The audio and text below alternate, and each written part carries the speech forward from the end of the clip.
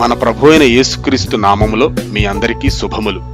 నేటి మన ధ్యానాంశము అపోస్తులుడైన పేతురు వ్రాసిన మొదటి పత్రిక 1వ అధ్యాయము 22-23 వచనములు.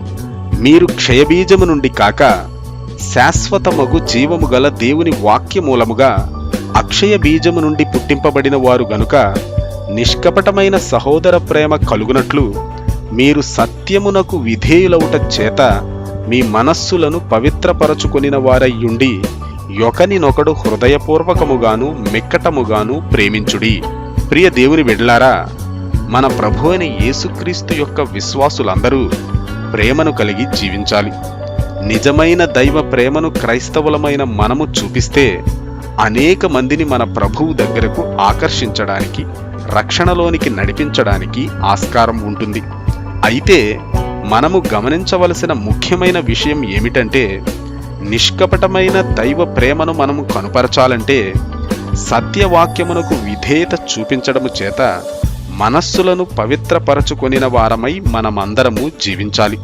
అలా సత్యమైన దైవ వాక్యమునకు విధేయులమైతేనే నిజమైన మరియు నిష్కపటమైన ప్రేమను కనుపరచగలము. హృదయపూర్వకముగాను మిక్కటముగాను మన సహోదరులను ప్రేమించగలము.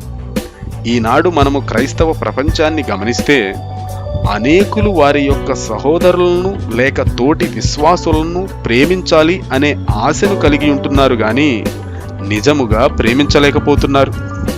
వారు ఎందుకు ప్రేమించలేకపోతున్నారు అని మనం ఆలోచన చేస్తే వారిలో వాక్యానికి చూపించే విధేయత చాలా తక్కువగా ఉండడము వలననే. ఆలోచించండి ప్రియ విశ్వాసులారా, దేవుని వాక్యానికి విధేయత చూపించి ఒక వ్యక్తి తన మనస్సును పవిత్రపరచుకుంటేనే నిజమైన నిష్కపటమైన మిక్కటమైన సహోదర ప్రేమను కలిగి జీవించగలడు. ఈ విషయాన్ని మనమందరము బాగా అర్థం చేసుకోవాలి. నిజమైన దైవ ప్రేమను ఒక వ్యక్తి కనుపరచగలిగినప్పుడే అతడు తిరిగి జన్మించినట్టు. అంతేగాని మనస్సులో ఇంకా ద్వేషాన్నే నింపుకొని తిరిగి జన్మించాను, ఆత్మమూలముగా జన్మించాను అని ఎంత చెప్పుకున్నా ప్రయోజనం ఉండదు. కాబట్టి మనమందరము అక్షయ బీజము నుండి పుట్టింపబడిన వారమైనట్టుగా దేవుని వాక్య సత్యమునకు విధేయులమౌట వలన మన మనస్సులను పవిత్రపరచుకొనిన వారమై మన సహోదరులందరినీ మిక్కటముగాను నిష్కపటముగాను ప్రేమించే వారముగా జీవిద్దాం. ఈ వాక్యాన్ని వింటున్న ప్రియ సహోదరుడా, సహోదరి, నీ పరిస్థితి ఎలా ఉంది? మారు మనస్సు పొంది పరిశుద్ధాత్ముని మూలముగా తిరిగి జన్మించాను అని చెప్పుకునే నీవు నీ సహోదరుల ఎడల నిజమైన దైవ ప్రేమను కనుపరచగలుగుతున్నావా?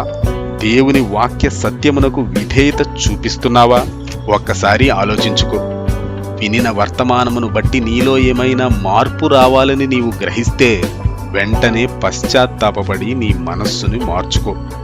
నిజమైన దైవ ప్రేమను కనుపరిచేటువంటి వ్యక్తివిగా ఉంటూ అనేకులకు మాదిరికరముగా జీవించి మన ప్రభు అయిన యేసుక్రీస్తు చేత ఎంతగానో దీవింపబడు.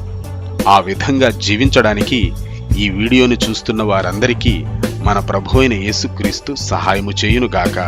ఆమేన్.